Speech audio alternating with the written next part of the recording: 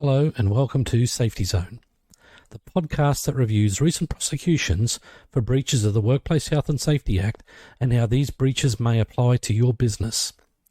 I also look at the sections of the legislation that have been documented as being breached. The legislation helps to protect you by setting out your obligations as a PCBU or person conducting a business or undertaking. I have over 25 years in the health and safety industry, working in various fields from the corporate environment to mining, civil and domestic construction, marine shipping to aeromedical aviation retrieval. I'll discuss the ins and outs of what is documented and simple solutions to help aid you. Be sure to listen all the way through to the end for all the further details. In this week's podcast, I'll look at huge fines imposed on one of the world's largest macadamia nut producers, who is based in Bundaberg, Queensland, and an abattoir, who is another Queensland-based company in the Darling Downs, who were fined over $140,000 over the failure to guard plant, which resulted in the amputation of a person's foot. Huge fines imposed on major macadamia nut grower. One of the world's largest macadamia producers has been fined more than $400,000 over a series of work safety breaches which left workers with serious injuries, one of which resulted in a forearm amputation. The Bundaberg Magistrates Court heard the company hired UK backpackers as casual workers and that all the incidents occurred in 2018. Saratoga Holdings Pty Limited, which operates several plantations in the Bundaberg region, recently pleaded guilty to 4 breaches of Queensland's Work Health and Safety Act 2011 for failing to ensure worker safety and for not immediately reporting a notifiable incident to Workplace Health and Safety Queensland. In the most serious incident, an ATV and a tractor fitted with a bladed skirter collided and a worker contacted with the rotating blades of the skirter, which resulted in him losing his left forearm. The WHSQ investigation found the company had no clear exclusion zone around the skirter. Machinery in use warnings were not placed at all work entrances, and, while the worker was inducted by the defendant, he did not watch the instructional DVD on quad bikes or complete the accompanying questionnaire. The defendant also failed to identify the hazard of the skirter's moving blades and the risk of collision with its blades. Another safety breach involved a wood chipper removing branches from trees and chipping them. The wood chipper was fitted to the front of a tractor and workers were told to walk down rows of macadamia trees, pick up tree limbs and feed them into the wood chipper, as the tractor and chipper combination were slowly moving towards them. It was found Saratoga Holdings had no risk assessment for the wood chipper task. While workers were shown an induction video, it depicted the wood chipper while stationary with a worker feeding logs into it, which was not how the wood chipper was operated in practice. In a separate incident, a worker suffered cuts to his fingers and tendons while changing the blades of a wood chipper. The WHSQ investigation revealed the defendant's wood chipper operating procedure did not include a procedure for changing blades. A torque wrench could have been used to safely tighten the nuts, but the worker was not instructed to change the blades using a torque wrench and had not been provided with any other formal training for this task. A hazard incident injury report form outlining the injury was prepared, and while the company knew the notifiable incident had occurred, they did not report it. Magistrate Trinity McGarvey took into account the defendant's guilty pleas and that considerable steps had been taken by the company, including engaging a new health and safety manager, to comprehensively review its health and safety procedures. However, she noted that in 2014, the defendant was fined $35,000 over an incident in which a worker was operating an auger, and had been given no instruction for the task. The incident resulted in a hand amputation. Magistrate McGarvey said companies needed to be aware of the health and welfare of employees and that the steps needed to protect workers were simple and reasonable. Workers should not be left ill-trained, ill-equipped and at risk of serious injury or death. A conviction was recorded and Saratoga Holdings was fined a total of $410,000 for the 4 offenses, plus court costs of almost $1,600. And now for the facts of the second case which resulted in the amputation of a person's foot. Darling Downs Abattoir fined $140,000 over failure to guard plant. On 8 August 2022, a Darling Downs Abattoir was sentenced in the Toowoomba Magistrates Court for breaching Section 32 of the Work Health and Safety Act 2011, the Act, having failed to comply with its primary health and safety duty pursuant to Section 19(1) of the Act. The defendant owned and operated an abattoir plant located at Oakey since approximately 1986. The abattoir and processing plant contained a number of production lines and included a rendering plant. Byproducts from the rendering plant were conveyed by a large metal screw, the screw auger, which rotates within a tube. The conveyor tube and screw auger ran directly underneath a walkway built around the machinery. The walkway included a rectangular void which allowed access to the screw auger. The void was covered by a hatch that was not secured by any means and had been unable to be locked into position for more than 4 years. On 10 July 2018, a worker was tasked with cleaning the machinery in the rendering plant. In the process of cleaning the plant, he lifted the metal hatch covering the auger so that it could be hosed directly with warm water. The worker slipped into the void, and his right foot was caught by the auger, causing an amputation injury of his entire foot. In sentencing the defendant, Magistrate Shepherd took into account the defendant's timely plea of guilty and reduced the penalty that would otherwise have been imposed.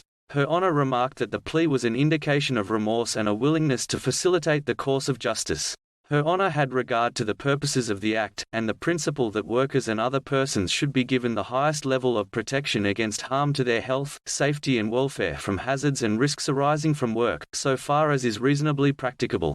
In determining the culpability of the defendant, Magistrate Shepherd had regard to the indicators of seriousness enunciated by the New South Wales Court of Criminal Appeal in Nash v Silver City Drilling, New South Wales, Pty Limited. Her Honour remarked that the potential consequences of the risk posed was a worker being killed or sustaining serious injury as a result of being entrapped in the auger.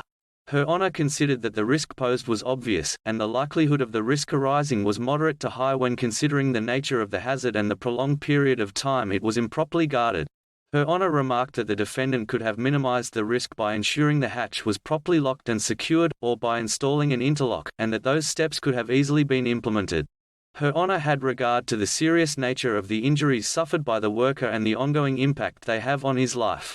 Her Honour took into account the defendant's prior convictions for breaches of work health safety duties but noted that they were dated and involved breaches of a substantially different, and significantly less serious nature.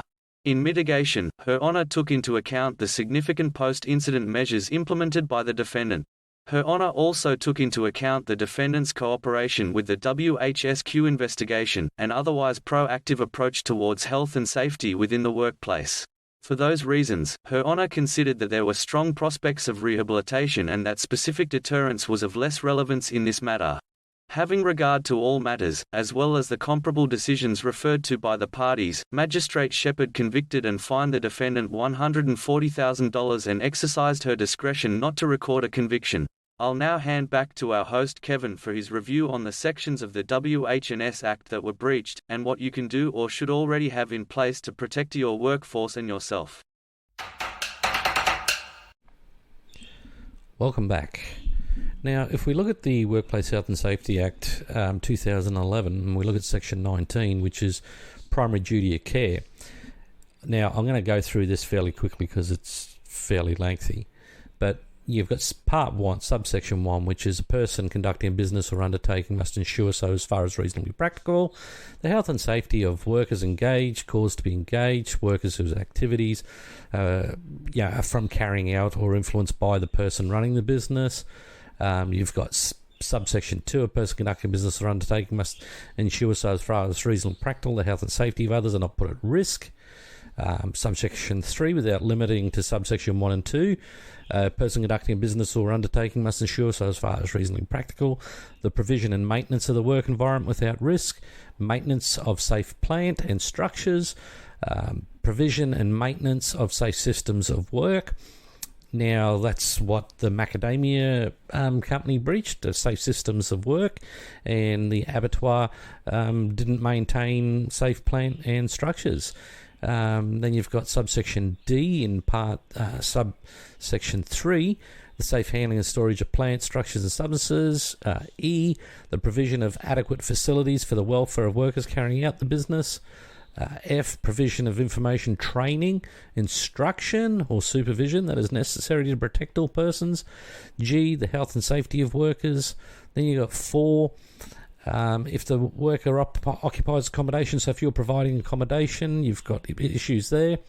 And if the occupancy is necessary for the purpose of the worker's engagement because the other accommodation is not reasonably available. the person conducting a business or undertaking must, so as far as reasonably practical, maintain the premises so that the occupying is not exposed to any health and risk. And the other one, which is important, is subsection 5. A self-employed person must ensure, so as far as reasonably practicable, his or her own health and safety while at work. And the note here is, a self-employed person is also a person conducting a business or undertaking for the main purposes of this section. So with all that in mind, you can see where both of these companies have failed. One provided a working instruction which wasn't how the job was actually done, so where they showed using the wood chipper and the wood chipper was in a stationary position, but in actual fact they use it as it's walking along. Well, maybe they should have actually, set up the work instruction as it's moving and then made contingencies and safeguards for this. Or the other thing that you could do with that one is you move all the branches to piles and not do it as it goes along, and then the wood chipper moves up to that pile. Boom. You go back to what you are doing, that the structure is in a stationary position and you're feeding it from there and you just keep moving. Where was the risk assessment for all of this? Did they have a risk assessment, and did that risk assessment show the current practices, or was it based on the practices that were written down in the documents? So these are all the things you need to look at and you need to take into account. Does your risk assessment and your safe work procedures or training documents actually meet or equal what is actually being done in the field? So if they don't, you need to go back and then look at why are the people in the field not doing what the work instruction is.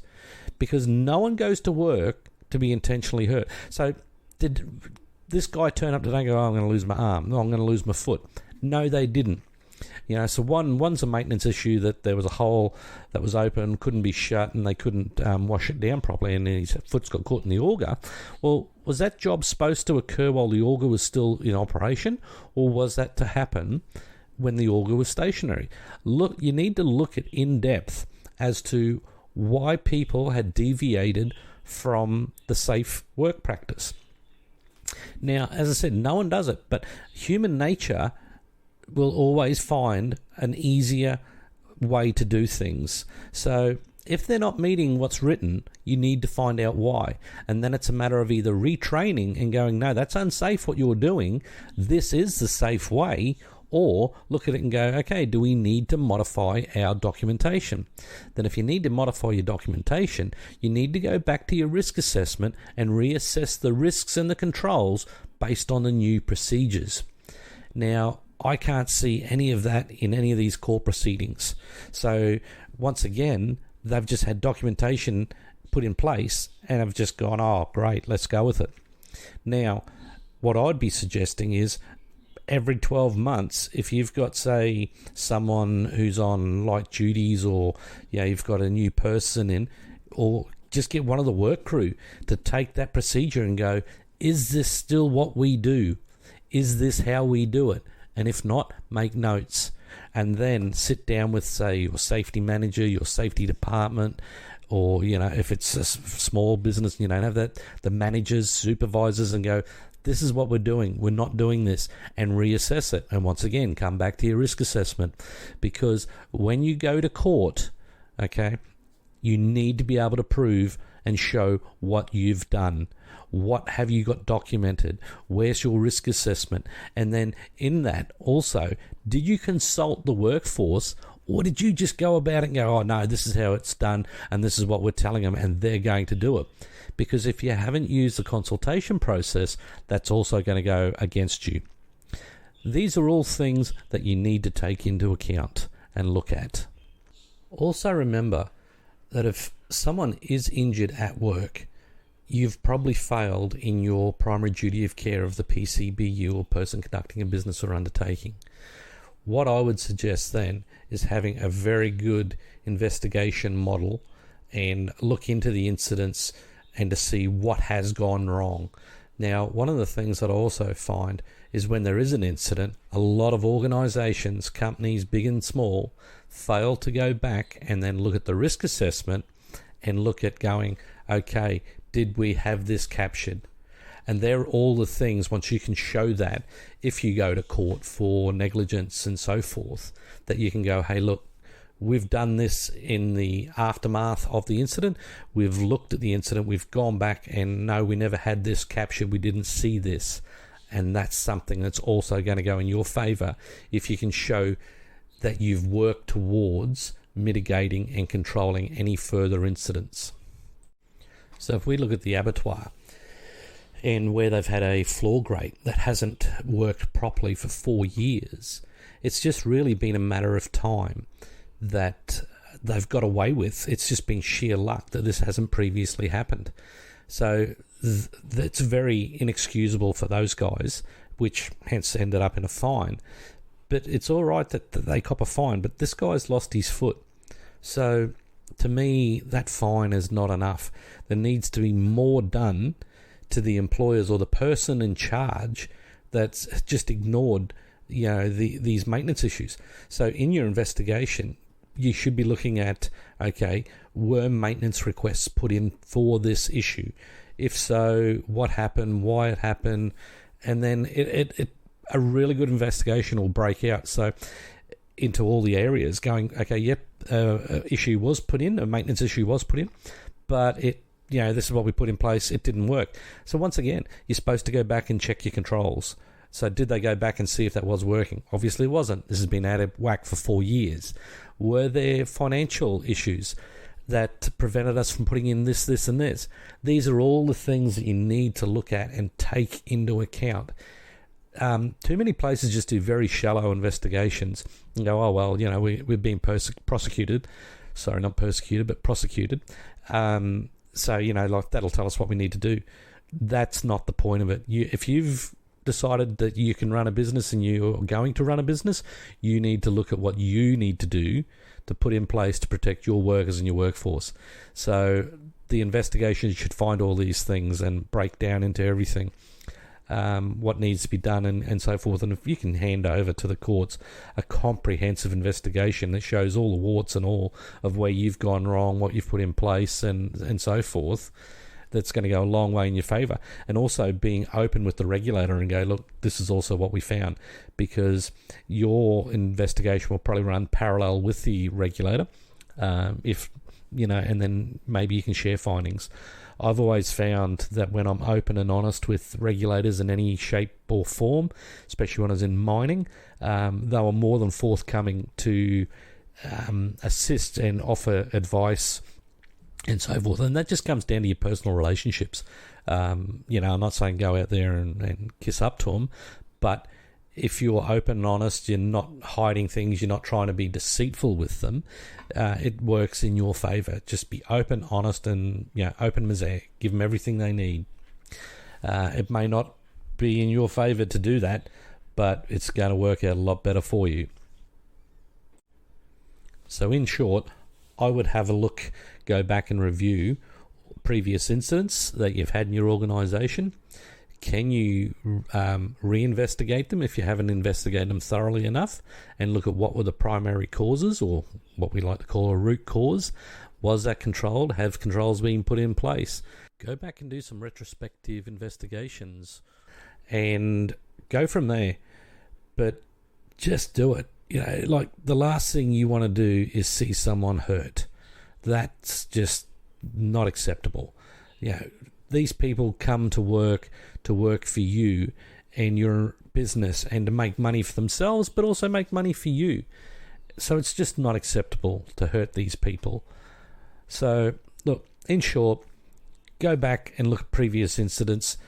Have you got them controlled? Have you got those controls and those incidents listed in your risk register, and are you reviewing the controls? And then what else can you do? Well, let's look at training. Do you have the training manuals for them? Are the training manuals up to date? Do the training manuals actually meet what the workers are doing? These are all simple things. So if you need help further on these, by all means, get in contact. So That's it for me for today on this one.